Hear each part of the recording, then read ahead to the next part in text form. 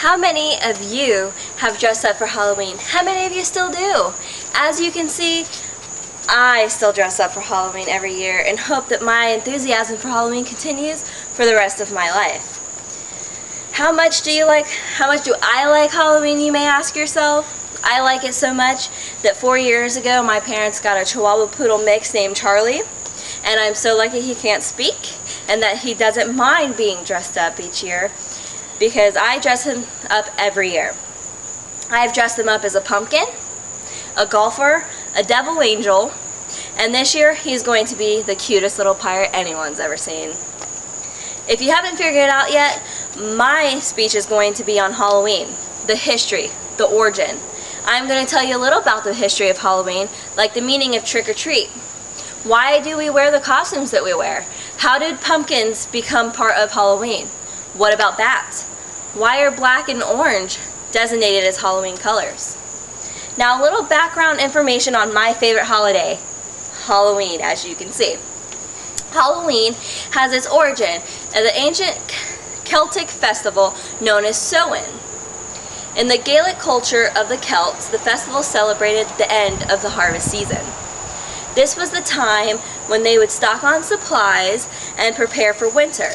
This was a time when the Gaelic culture also believed that the worlds of the living and the dead overlapped, and the deceased would come back to life and cause havoc such as sickness or damaged crops.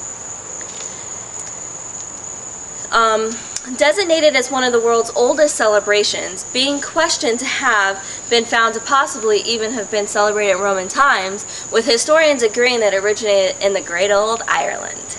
You may be wondering how Halloween came to America. Well, the Irish immigrants brought Halloween to America in the 19th century during the potato famine. The traditions associated with Halloween as we know it today are trick-or-treating, jack-o'-lanterns, costumes, bats, and colors of Halloween themselves. All have very interesting beginnings. Trick-or-treating was actually begun as a threat to homeowners.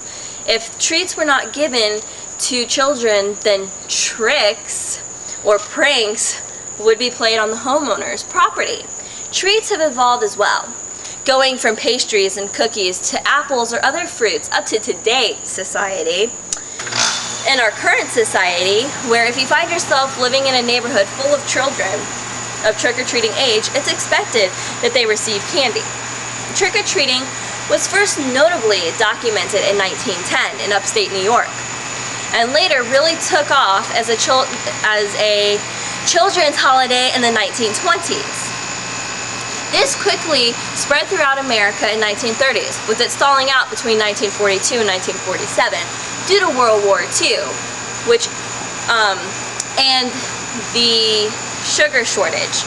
Jack-o'-lanterns originated in Celtic traditions. Large turnips were hollowed out, carved with faces, and placed into windows to ward off evil spirits.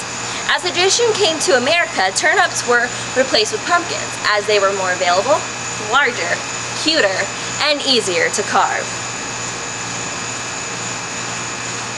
Costumes started out as masks and decorative garb, which were created and worn to mimic evil spirits and appease them.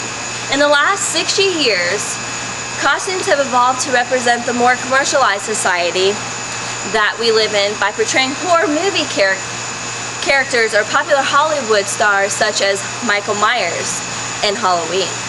Ever wonder how bats became associated with Halloween? Bats were actually an accidental connection with Halloween. When the Celtics would build their large bonfires during the festivals, the fire would attract insects, attracting the bats. Bats were completely part of the tradition by accident. Why are orange and black known as Halloween colors, you may ask yourself? Black became a color because it represented the darkness of the night, and orange represented the color of the bonfires set in the early Celtic traditions. Halloween is a fantastic holiday in my opinion, as you get to go out and dress up, be yourself. You can either choose to keep your identity by not covering up your face and just dressing up as one of your favorite characters, or you could completely cover yourself up and become someone else totally, even be a scary person. I hope everyone hearing this speech got a little bit of knowledge about the history of Halloween and has a safe and wonderful Halloween, as I know I will.